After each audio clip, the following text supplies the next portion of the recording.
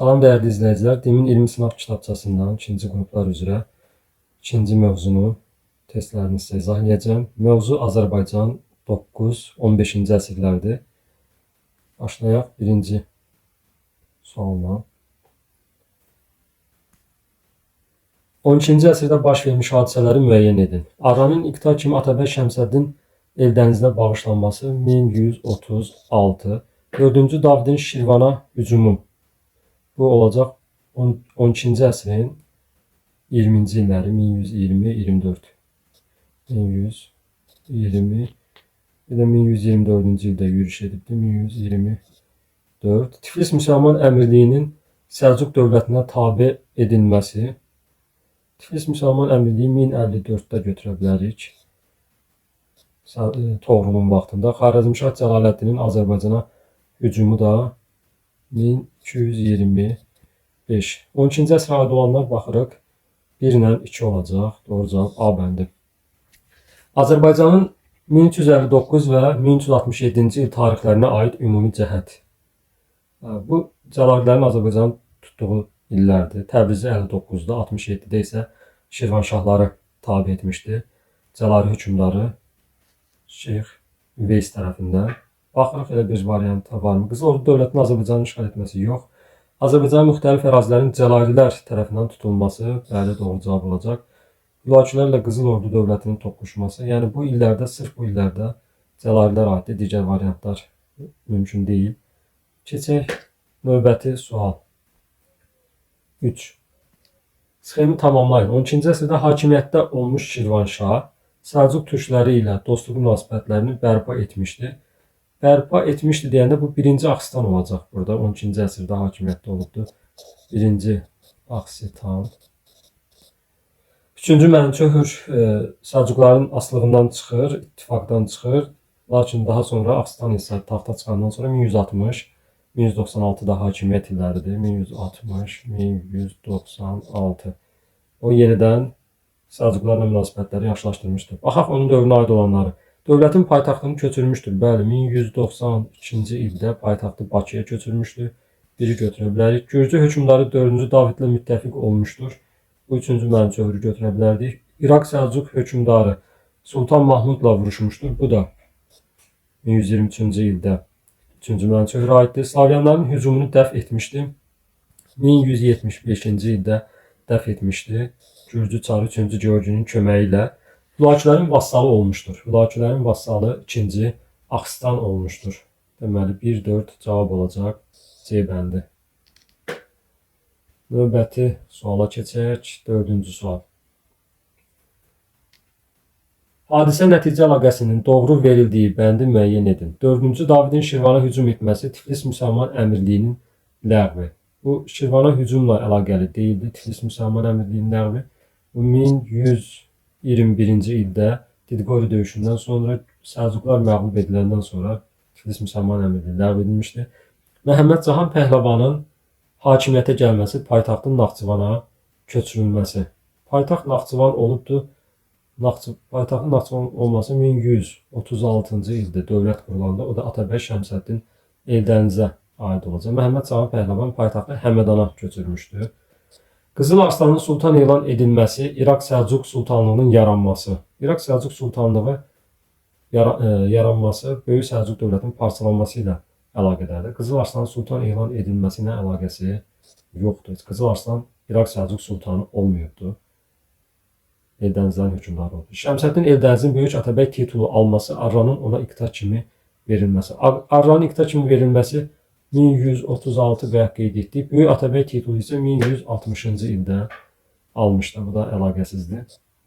Atabəy Özbəyin taxta çıxması Eldənizlər sonrasının hakimiyyətinin daha da zəifləməsi. Bəli, Özbəkin fəaliyyəti zəif idi. Daha doğrusu fəaliyyət göstərə bilmirdi hökmdar kimi. Bununla da dövlət zəifləyir və elə onun dövründə də süquta uğrayır.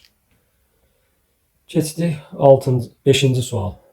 1088-ci ilə qədər öz mövcudluğunu qorumuş Azərbaycan dövlətinin paytaxtını xəritədə müəyyən edin. Söhbət Şəddadilər dövlətindən gedir. Şəddadilər yaranıb 971-1088-ci ildə. Paytaxtı da olmuşdur Şəddadilərin Gəncə şəhəri. Gəncə də bu 3-ə düşəcək. Doğru cavab A olacaq. Baxaq. 1382-ci ildə Şirvan feodalları hakimiyyətə yeni şah gətirdilər. O, yoxsullaşmış əyan nəslindən idi. Onun ata-babası vaxtilə Dərbənd hakimi olmuşdu. O, Şirvanın müstəqilliyini qorunub saxlanılması üçün mühüm addımlar atdı. Söhbət Şirvanşah İbrahimdən gedir. Mətndə haqqında bəhs edilən Şirvanşahla Əmir Teymurun ümumi cəhətini müəyyən edin. 14-cü əsrin 80-ci illərində hakimiyyətə gəlmələri. İbrahimə aid edə bilərik, amma Əmir Teymur hakimiyyətə dövləti qurub 1370-ci ildə. Ona görə ad düz deyil. Slavyanların yürüşlərinin qarşısını almaları. Slavyanların yürüşlərinin qarşısı bu vaxtda olmuyor Slavyanlar. Qızıl Ordu və Osmanlı dövlətləri ilə, yəni Slavyanların hücumları olmuyordu. Qızıl Ordu və Osmanlı dövlətləri ilə mübarizə aparmaları. Əmir Teymur Osmanlı və Qızıl Ordu üzərində yürüş edərkən müttəfiqi kimi Şirvanşah qoşunlarından da istifadə etmişdi. 1-ci İbrahimin köməyindən istifadə etmişdi. Bu doğru cavab olacaq. C bəndi. Səlcuqlardan asılığı qəbul etmələri. Bu vaxtda artıq Səlcuqlar yox idi. Çin üzərinə yürüş etmələri.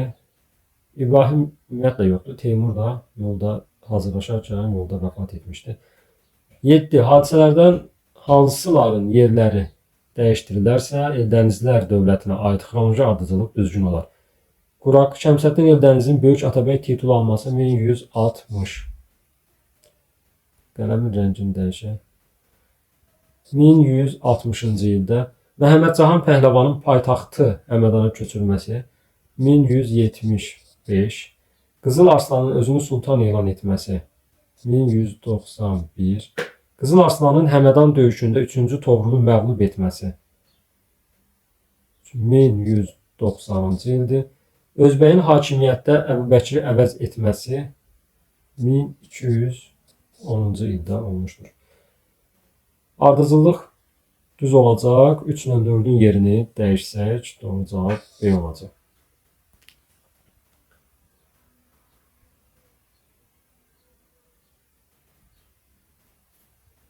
Hülakülər dövlətinin 14-cü əsr tarixinə aid olan hadisələri müəyyən edin.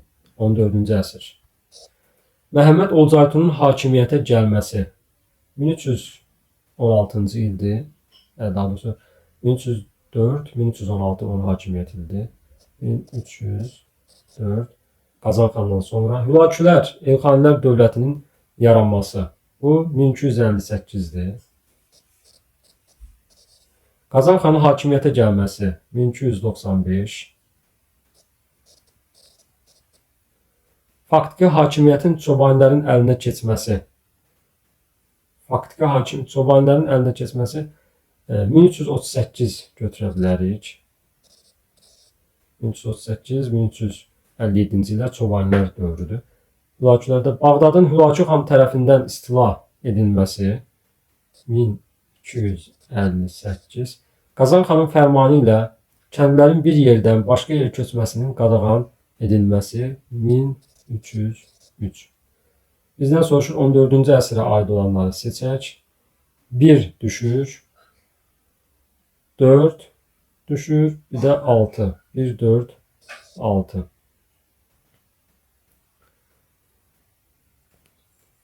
Azərbaycan tarixinin 10-cu əsrin 40-cı illərinə aid olanları müəyyən edin. 940-cı illərdən söhbət gedir. Sacilər dövlətinin süqutu 941. Bəli.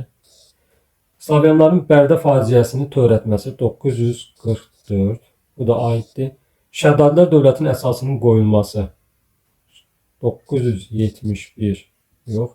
Salarilər sülaləsinin Azərbaycanın cənubunda hakimiyyətə gəlməsi.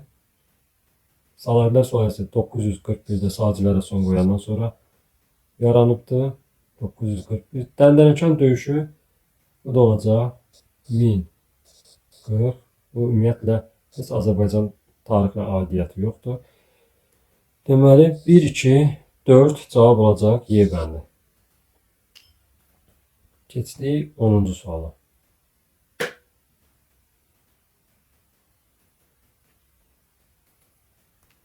Səfəvilərin Ərdəbil hakimliyinə aid olanları müəyyən edin. Şeyx Heydər tərəfindən əsasın qoyulması səhvdir. Şeyx Səfiyyəddin tərəfindən əsası qoyulubdur.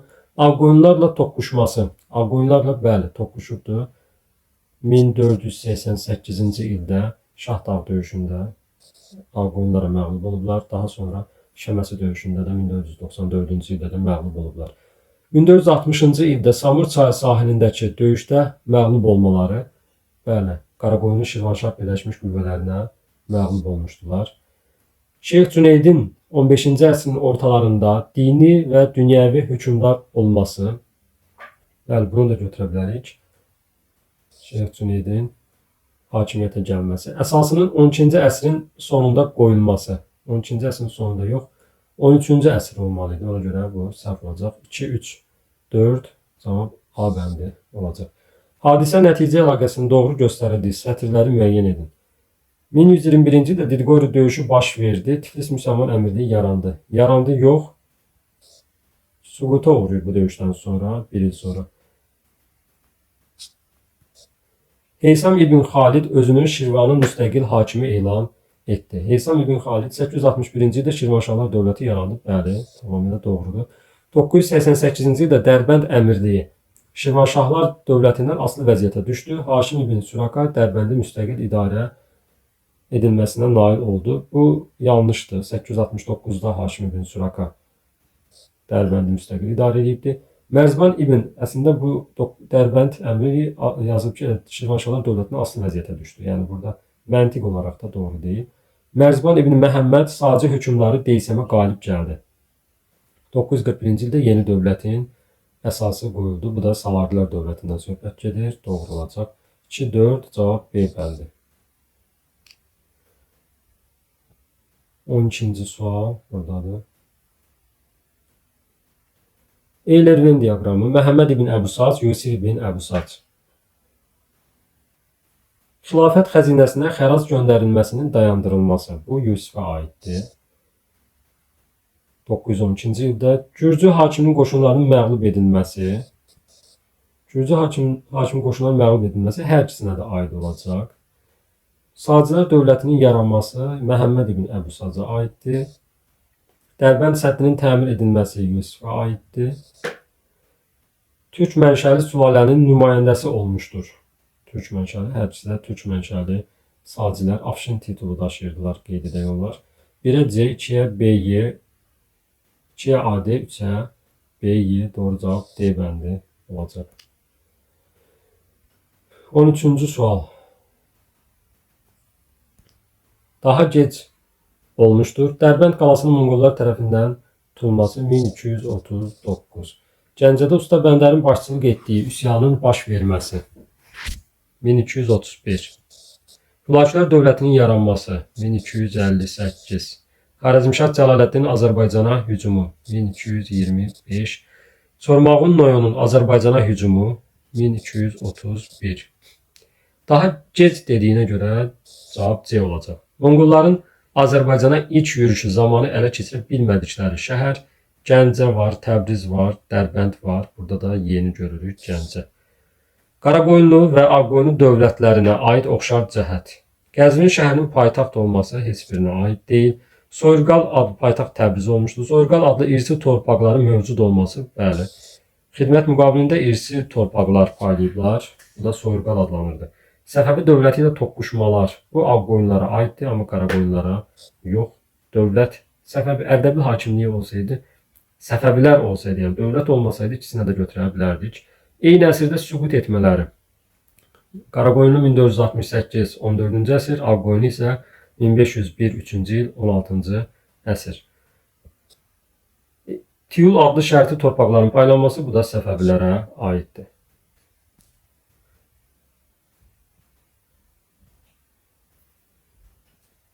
Eyni əsrdə baş vermişdir. Şirvanşahların paytaxtının Şamaxıdan Bakıya köçürülməsi 1192. Monqolların Şirvana birinci yürüşü 1221. İraq Səlcuq hökmdarı Sultan Mahmudun Şirvana yürüşü 1123. Şirvanşah 1-ci İbrahim və onun müttəfiqləri ilə Qaraqoyunlular arasında Kür çayı sahilindəki döyüş 1412. Şirvanşahların Cəlalirlərə tabe edilməsi 1367. Eyni əsr dediyinə görə 1192, 1123, 12-ci əsrlər olacaq. 1 və 3. Eldənizlər dövlətinin 12-ci əsrin 90-cı illəri tarixinə aiddir. Yəni 1190-cı illər. Qızıl Arslanın hakimiyyətdə olması 1186-1191 aiddir. Rəvvadilərin Səlcuq imperatorluğuna tabe olması 1054 aid deyil. Məhəmməd Cahan Pəhləvanın hakimiyyətə gəlməsi 1175 aid deyil. 3-cü Toğrulun Həmədan yaxınlığındakı döyüşdə məğlub olması Qızıl Arslana 1197. Bu da aiddir. Şəmsəddin Eldənizin Arslan Şahı taxt-taca çıxarması 1160. Bu da aid olmayacaq. 1-4 cavab C bəndi. 18-ci sual. Biraz yaxşı oxunmur, amma oxumaq mümkündür. 1406-cı ildə Naxçıvan yaxınlığında Araz çayı sahilində və 1408-ci il Təbriz yaxınlığında Sərqırıq düzündəki döyüşlərin oxşar nəticəsi. Hər iki döyüşdə Qaraqoyunlularla Teymurilər dövləti arasında baş vermişdi və hər iki döyüşdə Qaraqoyunlular Teymurilərə qalib gəlmişdi. Qızıl Ordu qoşunlarının məğlub olması yox, Səfəvləri qalib gəlməyibdi. Yəni aid deyil. Qaraqoyunluların Baharların məğlub olması. Xeyr, dedik ki, qalib gəliblər. Şirvanşahların qələbə qazanması. Şirvanşahlar iştirak etməyiblər. Teymurilərin məğlub olması. Bəli. Hətta 1408-ci ildən isə Azərbaycandan qovulmuşdular. Naxçıvan şəhərinin Atabəylər Eldənizlər dövlətinin paytaxtı olduğu dövrə uyğun gəlir. Naxçıvan şəhəri paytaxt olubdur 1136-da dövlət qurulanda. Sonra 1175-ci ilə deyə bilərik ki, paytaxt Məhəmməd Cahan Pəhləvanın Həmədana köçürənə qədər. Təbrizin Ağsunqurilərdən alınması. Təbriz Həmədan paytaxtı olur, ondan sonra Təbriz alınmışdı. Monqolların Təbrizi ələ keçirilməsi. Monqollar Təbrizi ələ keçiriblər. İkinci yürüşdə 1231 aid deyil. Şəmsəddin Eldənizin Naxçıvan yaxınlığında Gürcü qüvvələrini ağır məğlubiyyətə uğratması. Bu 12-ci əsrin 60-cı illəri olacaq, 1160-cı illər. 12-ci əsrin 60-cı illəri doğru cavab olacaq. Əbubəkirin Həmədan uğrunda vuruşmada Xarəzmşahları məğlub etməsi. Əbubəkir Həmədan uğrunda vuruşmada Xarəzmşahları 1197-də məğlub edir. Bu da getdi. Qızıl Arslanın sui-qəsd nəticəsində öldürülməsi isə 1191 aid olmur. Növbəti 20-ci sual. Hülakü xan Qazan xandan fərqli olaraq dövlətin banisi olmuşdur. Hülakü xan. Bəli, Qazan xan isə sonraki dövrlərdə hakimiyyətə gəlib 1258-də Hülakü xan dövləti qurmuşdur. 14-cü əsrdə hakimiyyətdə olmuşdur. Hər ikisinə aid götürə bilərik. 1358-ci ildə Bağdadı tutmuşdu. 1300 yox, 1258 olmalı idi. Elxanilər dövlətinin hökmdarı olmuşdur. Hər ikisi də olmuşdur. Məhkəmə islahatı keçirmişdi. Bu isə Qazan xana aiddir. Uyğunluğu müəyyən edin. Məhəmməd Olcaytu Hülakülər dövləti. Bəli. Hökmdar olub orada. Cahanşah Ağqoyunlu yox, Qaraqoyunlu olmalı idi. Yaqub Padşah Qaraqoyunlu yazıb, səhvdir. Bu da Ağqoyunlu hökmdarıdır. Qızıl Arslan isə birinci olur. Atabəylər dövlətin hökmdarı. Bəli, doğru olacaq. 1-4 cavab E bəndi. 22-ci sual. Xəritədə rəqəmlə verilmiş şəhərlərin 9-10-cu əsrlər tarixinə aid ümumi cəhətlərini müəyyən edin. 9-10-cu əsrlər. Xəritədə rəqəmlə verilib 2 Ərdəbil. Biri böyük ehtimalla Marağanı nəzərdə tutur. Əks halda bura Soğuc Bulaqa gedir, çıxır ki, onunla bağlı dərsliklərdə elə bir məlumat yoxdur. Marağa isə, dəyərli izləyicilər, əslində bu əraziyə düşür. Marağa bura düşür. Bu xəritədə biraz səhv veriblər yerini. Sacilər dövlətinin paytaxtı olması. Yəni, əvvəl Marağa olub, sonra isə Ərdəbil şəhəri. Bu da 9-10-cu əsrlərə aid olur. Cavab A bəndi olacaq. Monqollar tərəfindən tutulmuşdur. 9-10-cu əsrlərdə yürüş eləməyiblər Monqollar. Şirvanşahlar dövlətinə tabi o dövrdə olmayıbdır. Eldənizlər dövlətinin paytaxtı olmuşlar. Heç biri Səlcuqlar tərəfindən tutulmuşlar. O da 9-cu 10-cu əsrlərə aid deyil. Tutulublar, amma o vaxtda yox. Növbəti 23-cü sual. Əmir Teymurun və Toxtamış xanın fəaliyyətinə aid oxşar cəhətləri müəyyən edin. Cənubi Qafqazda hərbi yürüşlər etmişlər. Bəli, bu doğru götürülə bilər. Toxtamış 1385, Əmir Teymur 1386.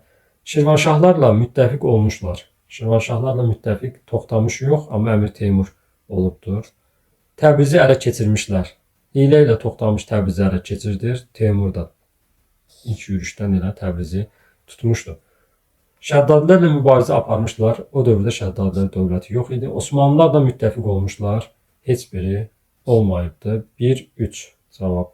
Qazan xan islahatlarına aiddir. Məhkəmə islahatına görə qazı vəzifəsinə ədalətli din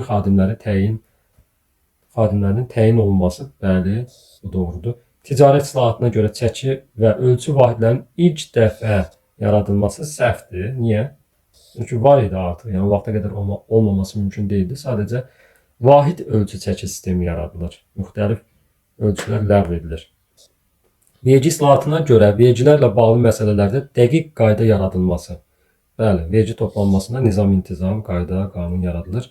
Torpaq islahatının əsasını ordu ilə bağlı olmayanlara torpaq sahəsinin verilməsini təşkil etməsi, ordu ilə bağlı olmayanlar səhvdə əslində orduda xidmət edənlərə verilməsi nəzərdə tutulurdu. İnzibati islahata görə dövlətin vilayətlərə bölünməsi, belə bir şey də olmur. İnzibati islahat keçirmir. Cavab 1-3.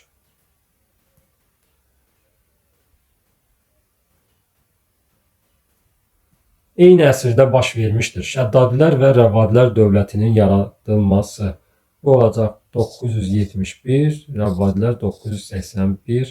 Eyni əsrdə doğrudur. Slavyanların Abaskun adasını 909 və Bərdə şəhərini 944 ələ keçirib qarət etmələri. Hər ikisi də 10-cu əsrdə doğrudur. Sacilər və Salarilər dövlətinin yaranması. Sacilər 898, Salarilər 941. Fərqli əsrlərdir, səhvdir. Mərzban ibn Məhəmməd və Həsən Padşah tərəfindən qanunnamə qəbul edilməsi. Mərzban ibn Məhəmməd 10-cu əsrdə yaşayıb, Həsən Padşah isə 15-ci əsrdə. Səhvdir. 1-2. Memarlıq abidələrinin inşa edilməsinin xronoloji ardıcıllığını müəyyən edin. Təbrizdə Əlişah məscidi 14-cü əsrin əvvəlləri. Urmiyada 3 günbəz 12-ci əsr. Təbrizdə Həştbehiş Sarayı kompleksi 1483 15-ci əsr. Xudafərin körpüsü 11-ci əsr 1027 11-ci əsr. Xronoloji ardıcıllığı isə olacaq 4, 2, 1, 3.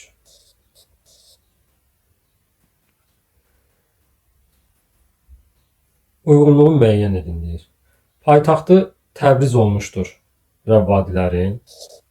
Azərbaycanın cənubunda yaranmışdır. Rəvvadilər dövləti Təbriz cənubda yerləşir. 9-cu əsrdə yaranmışdı. Heç biri, hər ikisi də 10-cu əsrdir. Və qeyd etdim 971, 981. Paytaxtı Gəncə olmuşdur Şəddadilər. Azərbaycanın şimalında yaranmışdır. Gəncə də şimalda yerləşir. Şəddadilər. 1-ə D, 2-yə A, B.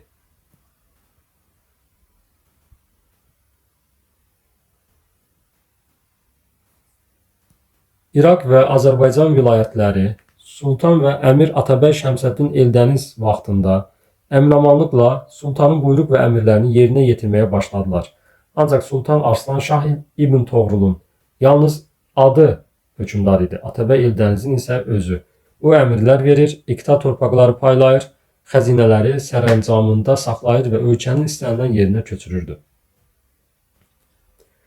Mənbədə bəhs olunan dövrdə Eldəniz hökmdarının aldığı titulu yazın. Söhbət Atabəy Şəmsəddin Eldənizdən gedir. Bildiyimiz kimi Eldəniz hökmdarının aldığı titulda Böyük Atabəy titulu olmuşdur. Böyük Atabəy. Mənbədə bəhs olunan Eldəniz hökmdarının dövlət yaratmasına şərait yaradan amil söhbət 1136-cı ildə Arranın iqta olaraq verilməsidir.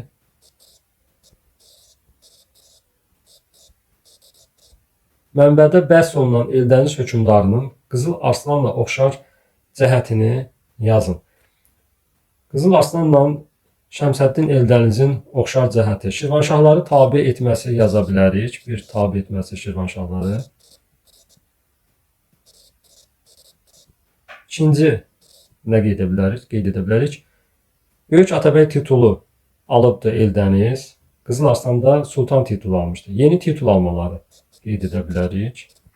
Yeni titul almaları. Bu ikisini qeyd edə bilərik. Bu qədər əziz dostlar. Növbəti izahlarda görüşərik.